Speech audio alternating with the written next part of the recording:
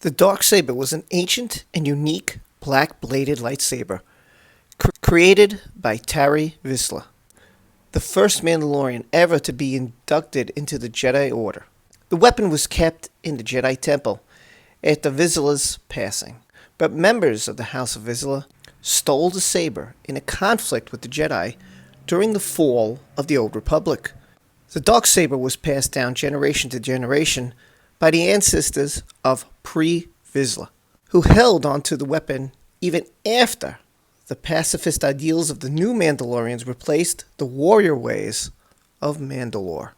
By 21 BBY, that means before the Battle of Yavin, the darksaber was in the possession of pre-Vizsla, the leader of Death Watch. He used the blade during his conflicts with the new Mandalorians, including his successful takeover of Mandalore.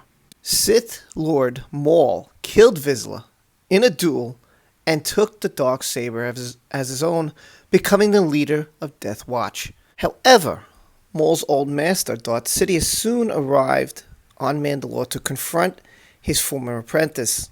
Maul used the darksaber to fight him, but was ultimately bested in combat, taken prisoner, and held at a separatist prison, the Spire.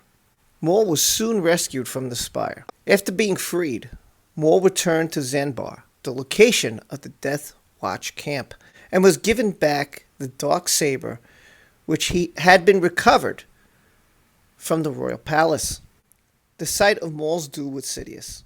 Shortly after his return, Zanbar was attacked by the separatist droid army, led by General Grievous, and Maul made use of the darksaber against the cyborg general.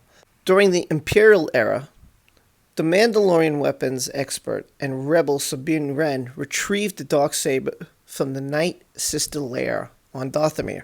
Sabine agreed to undergo training with the darksaber under the tutelage of Jedi Knight Kanan Jarvis. It's heavier than I thought. Energy constantly flows through the crystal. You're not fighting with a simple blade as much as you are directing a current of power. Your thoughts, your actions, they become energy. They flow through the crystal as well and become a part of the blade. The blades will be drawn to each other. That sword is old, heavy, but powerful. Respect its strength. The blade feels lighter. You're connecting with it. It's becoming a part of you. But you cannot rely solely on the blade. You must use all your skills together. Later, Sabine brought the darksaber with her and her rebel companions during a mission to seek her family's support for the rebellion. Sabine, the rightful wielder of the darksaber after defeating Imperial Viceroy Gar Saxon in a duel. After rescuing her father from Imperial custody and destroying the superweapon she had built with an Imperial cadet, Sabine offered the darksaber over to Lady Bo-Katan, the sister of the former Duchess, whom she deemed to be the rightful person to lead the Mandalorians against the Empire. Bo-Katan was reluctant to accept the mantle of leader, but with the support of the other clans, agreed to accept the darksaber. After the Great Purge of Mandalore, the Empire desecrated Mandalore, and Bo-Katan lost possession of the darksaber. Those born of Mandalore strayed away from the path. Eventually, the Imperial interlopers destroyed all that we knew and loved in the Night of 1,000 Tears.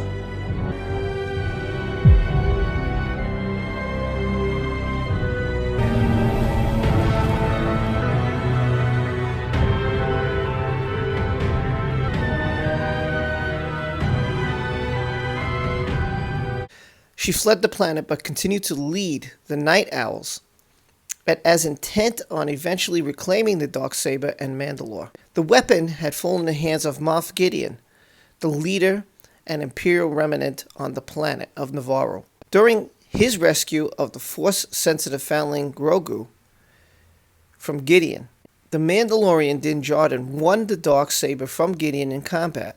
He attempted to pass the darksaber onto Bo-Katan, but she declined, knowing that she had not won the darksaber in combat, and regretting her past decision to accept it as a gift. Therefore, it would be an illegitimate claim to the Mandalore throne. Why don't you kill him now and take it?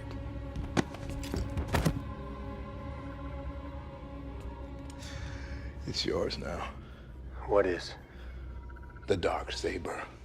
It belongs to you.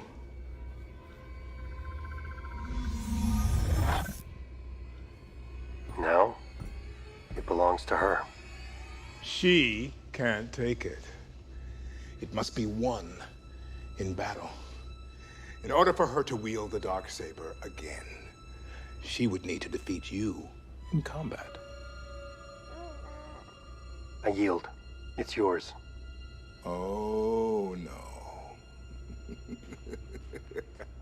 It doesn't work that way. The Dark Saber doesn't have power. The story does. Without that blade, she's a pretender to the throne.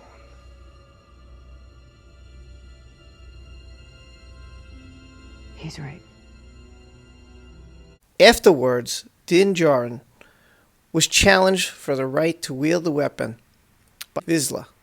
He won the fight, however, was formally expelled from the Children of the Watch following this.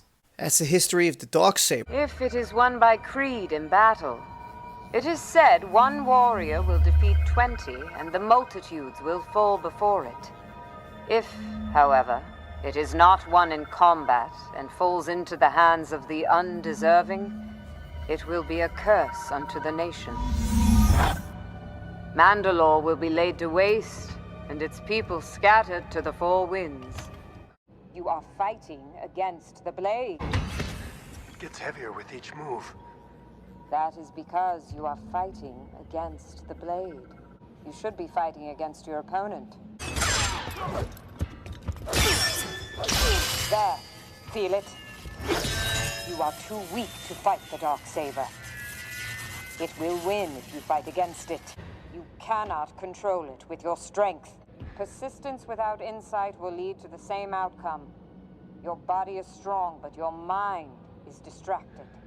The blade says otherwise. You let me know what you think about that in the comment section below. More Star Wars videos to come on this channel. Don't forget to like, subscribe, and hit that notification bell. And I'll see you soon right here on Rob's Rules. Take care for now. Be well and be safe.